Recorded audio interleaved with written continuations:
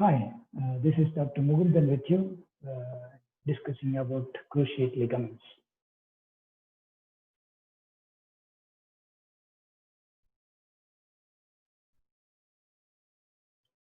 Let us see the cruciate ligaments of knee joint. There are a lot of ligaments maintaining the stability of the knee joint. Out of that, along with the medial and lateral collateral ligament, say that medial tibial collateral ligament and the lateral fibular collateral ligament, these cruciate ligaments are maintaining the anterior posterior stability of the knee joint, one of the most important knee ligaments in the knee joint. Let us see about these cruciate ligaments. So the cruciate ligaments, following things we are going to see. I will give you just a projected case scenario about this cruciate ligament injury. The attachments of cruciate ligaments, main important functions of these cruciate ligaments in the clinical anatomy, how to test it. Okay. This is the case scenario. A 20 years old Mr. Prasanna, actually he is my student, he was hit down by a car, just driven by a lady postgraduate. While he was walking in the medical college campus, he was hit down. Is presented to the casualty with the complaints of pain and swelling in the right knee. During walking, he felt his knee is giving out, that is instability. So during examination, his right knee shown the swelling, the tenderness, and when we perform the Lachman test, it shows abnormal forward movement of the tibia. Okay. So we took an X-ray of right knee joint, that is this anterior posterior radiograph and this lateral radiograph.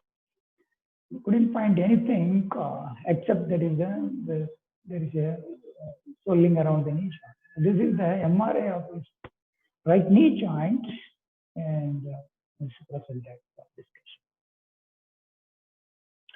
So, what is a provisional diagnosis? That is, which cruciate ligament is injured? We are going to see. Okay. Let us see something about the cruciate ligaments. The cruciate ligaments are collateral ligaments of the separate femorotibial joints. They are lying within the capsule, intracapsular structure. There are two cruciate ligaments. One is the anterior cruciate ligament, another one is the posterior cruciate ligament. They are named according to its tibial attachment. Remember, anterior means it is attached to the anterior part of the tibia. Posterior cruciate ligament is posterior part of the intercondylar area of the tibia. So they are named according to its tibial attachment. They have thick, very strong fibrous bands, and their main function is maintaining the anterior posterior stability of the knee joint. The ligaments are lined with the synovial membrane, and they are supplied by the middle genicular vessels and the middle genicular nerves. This picture you can see that is the cruciate ligaments. This is the anterior cruciate ligament, and this one is the posterior cruciate ligament. They are crossing each other like a cruciate. That's why it's called, that is the cruciate ligament. Okay, the cruciate. That is the synovial membrane. It is completely, that is the lining the cruciate ligament. Let us see the anterior cruciate ligament, its attachment. Distally, it is attached to the anterior part of the intercondylar area of the tibia here. Okay. It is passing upwards, backwards, and laterally. So fibula is there. So lateral side, it is passing upwards, backwards, and laterally, and proximally it is attached to the, this is the lateral condyle of the femur, but on its inner aspect, or say the medial surface of the lateral condyle of the femur. This ligament, this anterior cruciate ligament, is taught in extension of the knee joint. Okay, so simply you can remember this mnemonics, that is ALE. A for that stands for the anterior cruciate ligament. Okay, it is anterior means it is named according to its tibial attachment. So anterior cruciate ligament attached to the anterior part of the intercondylar area of the tibia. So L stands for the lateral condyle of the femur. It means inner aspect of the lateral condyle of the femur, and E stands for, that is the extension of the knee joint. So during the extension of the knee joint, this ligament becomes taut. Okay, this is the anterior cruciate ligament showing its attachment. Okay, let's start during extension.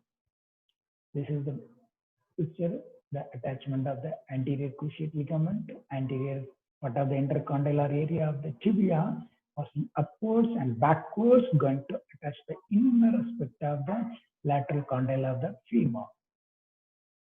This is the MRI picture that is showing that anterior, the cruciate ligaments, attachment of anterior cruciate ligament. That is,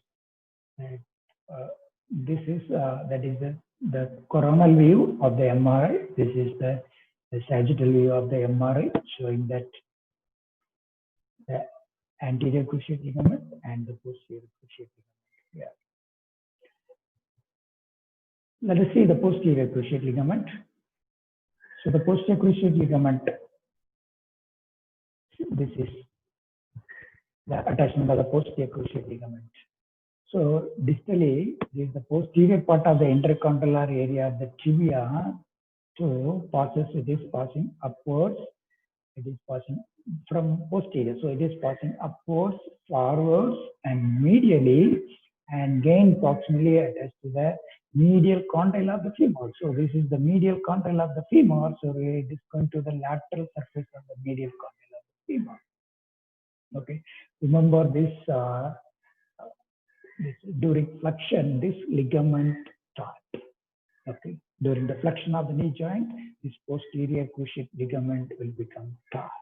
So now you can remember this mnemonics, the PM of P stands for posterior cruciate ligament. It means posterior. The name is attached according to the tibial attachment. So it is on the posterior part of the intercondylar area of the tibia. It is attached and passing upwards, forwards, and medially, and gains attached to the medial condyle. It means the lateral surface of the medial condyle of the femur, and during the flexion of the knee joint, this ligament, posterior cruciate ligament, becomes taut.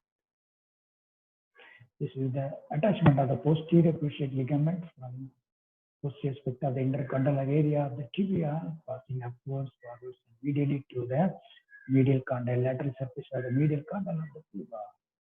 This is the coronal section of the knee joint to show that posterior cruciate ligament, and this is the sagittal section of MRI. You see the posterior cruciate ligament.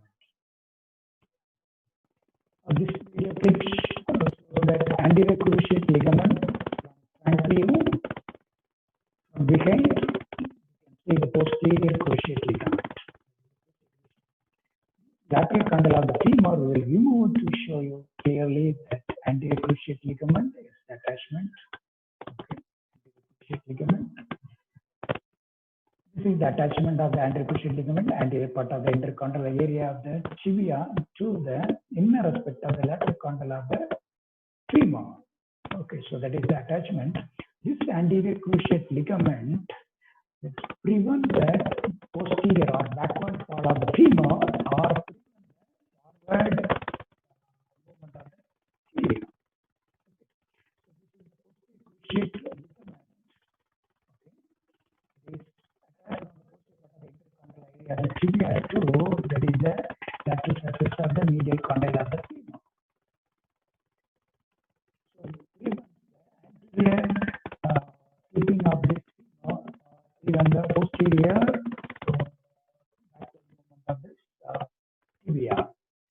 So these two cruciate ligaments, along with the collateral ligament, keep the femur in position. We want that both anterior and posterior part of the femur.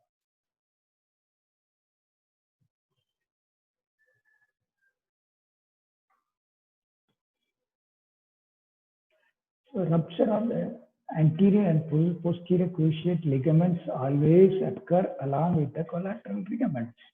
So this is called the unhappy triad of 3C.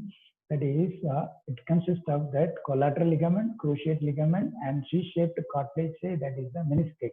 Most commonly, the medial meniscus. That's why it is called that unhappy triad of 3C. So injury to the cruciate ligament always occur along with the collateral ligament, either medial collateral ligament or the lateral collateral ligament. Say that medial collateral, tibial collateral ligament or lateral the fibular collateral ligament, and along with that is the damage of the usually the medius meniscus. Okay. Injury to the medial and lateral collateral ligaments that is leads to that failure of instability of the knee joint, leading to that is the slipping of the femoral cantle either laterally or medially. That is always occur associated with that is the cruciate ligament injury. Now to confirm that injury to this anterior or the posterior cruciate ligament, one of the commonest tests basically we perform. There are other tests are there, but basic test is the Lachman test to identify the anterior and the posterior cruciate ligament here. We just hold that, keep the lie down, keep the position and lie down in this posture and flex that both knee joint, and now you have to perform hold with the tibia in your both hand, and you see that is the thumb is closely that is to the upper part of the tibia, and now we have to that is the perform the Lachman test. You just pull that tibia forward and push to the backwards. Okay. In case of anterior cruciate ligament tear, there is an abnormal forward movement of the tibia. Okay. In case of posterior cruciate ligament tear, there will be an abnormal backward movement of the tibia. You can see here, this is when you draw the tibia anteriorly, you see here, if it is the anterior cruciate ligament tear, what happens? That is, that the tibia will move forward. Okay. Okay. The tibia is moving forward. Similarly, if the posterior cruciate ligament is tear, when you push the tibia backwards, there will be abnormal movement. Okay.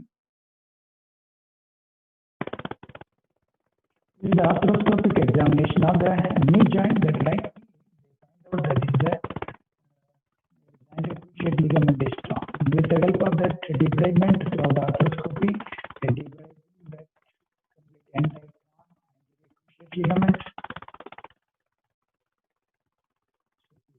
They are debriding that.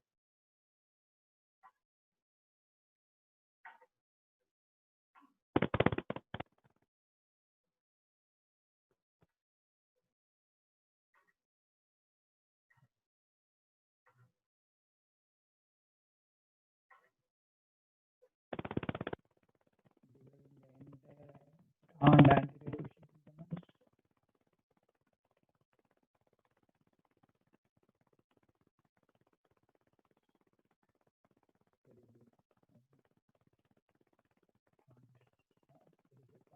Completed on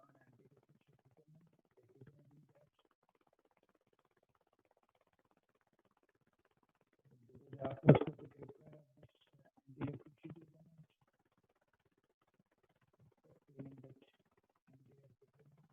And the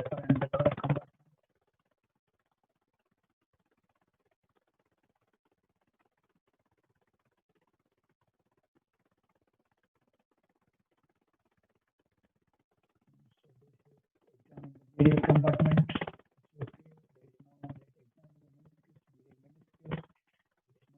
Here, remember that cruciate ligament always associated the injury to the unhappy triad of 3C.